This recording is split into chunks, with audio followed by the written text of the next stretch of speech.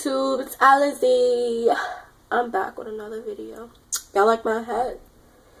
Keep on roll, bitches. You ain't gotta roll one because it's already rolled. Nah, let me stop. I just came back from school though. And none of my friends are like, because y'all some fucking losers. Nah, let me stop. Nah, but I'm just like in the mood to just talk. And if you guys know me and you know me personally, you know that I'm like a really talkative person. And I'm just, you know, I've always been like a flower child ever since I was a kid. And, you know, I just like to learn about people. And I like to learn about your fears, you know, what your deepest, darkest secrets are, you know, what you like to do, you know, things like that. You know, I like to, you know, read people, you know. And if I'm going to be talking to you, I'm going to be looking into your eyes. You know, I could just tell how someone's feeling just by looking into their eyes, you know, and just look what they've been through, you know. And a lot of people don't really like to do that because, you know, they get disconnected really with, you know, the physical sense, and they are not really in tune with, you know, the whole spiritual being self and, you know, deep meditation, you know. That's not really some people's thing, but I like to meditate, and, you know, I like to keep my mind focused and clear and calm. And, you know, you always have to do it. You always have to, you know, just try to breathe through the existing moments, you know, try to breathe through the hard moments, you know, especially faith. You know, if your faith is broken, you have to just, you know, keep praying and your day will come. And that's, you know, that's basically it. But, yeah, I'm just a really talkative person. I just wanted to make this video or whatever. You know, I just, you know, I don't know, I just kind of just feel like talking about anything, really. Just, you know, recently I seen this video with this little boy cursing on the bus. He was like 6 years old, and, you know, everybody was commenting on the video like, where are his parents? Why is he cursing? You know, you don't ask dumb questions. You know why he's cursing, you know?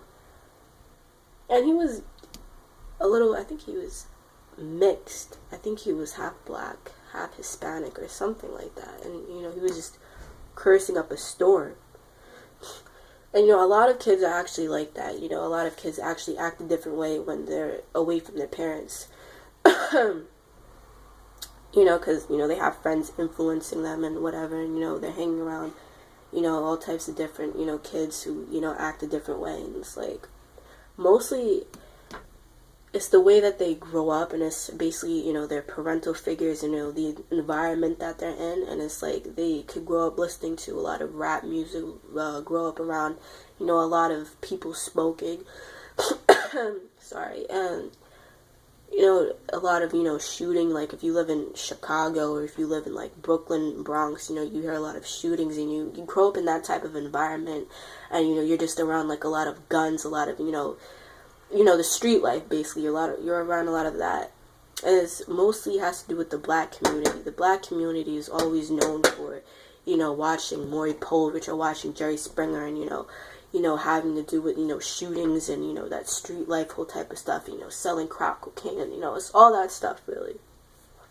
And it's, you know, a lot of people say, oh, it's the black community, you know, and it's, you know, it's not really the children's fault, you know, it's the parents' fault, because, you know, you could have a rough upbringing. You know, parents are always a reflection of, you know, their parents. You know, kids are always a reflection of their parents, and, you know, they could watch their dad beating on their mom, you know, watching their dad be abusive, watching their dad be a drunk, you know, drinking too much, watching them arguing and, you know, yelling all the time. And it's like the kids want to, you know, try to get away from the violence, and they, you know, they retaliate to something that makes them forget about the pain, you know, that makes them, you know, feel most broken. You know, that they start going out into the street and, you know, start hanging around with kids that want to do bad stuff and, you know, want to gangbang and, you know, do that and act like a thug. And, you know, that's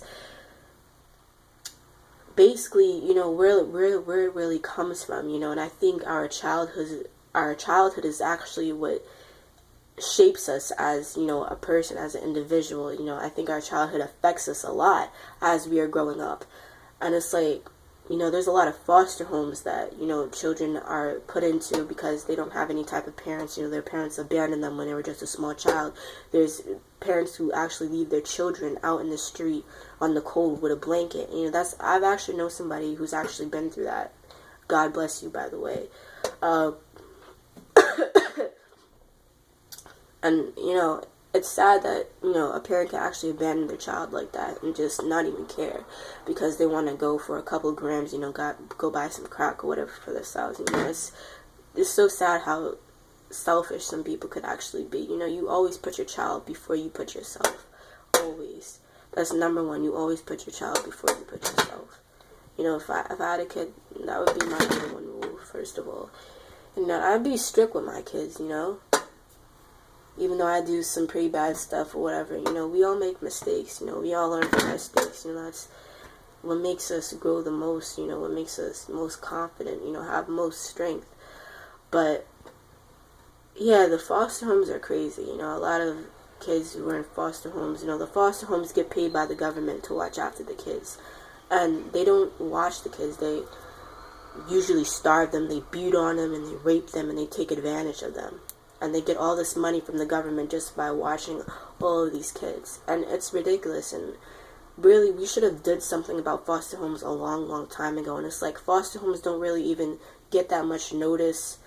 You know, really. I can't tell you how much documentaries I've seen with, you know, children who have been in foster homes. And they've done nothing to the people who were, you know, with these children. And it's just sad that the world could be so selfish, and it's just sad that we have so much of this going on in the world, you know. It's kind of heartbreaking too, really. And it's just like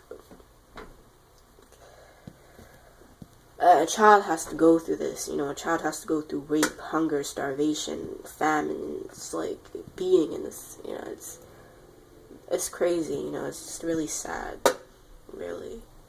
But hey, all we can do really is we can pray, and, you know, you just keep praying and your day will come. And, you know, you guys just have to breathe through the existing moments, breathe through the hard times, you know. Just never forget to know how to breathe, never forget how to breathe. You know, faith is what can keep you alive, you know. Just have faith, always have faith, and be at peace with yourself. And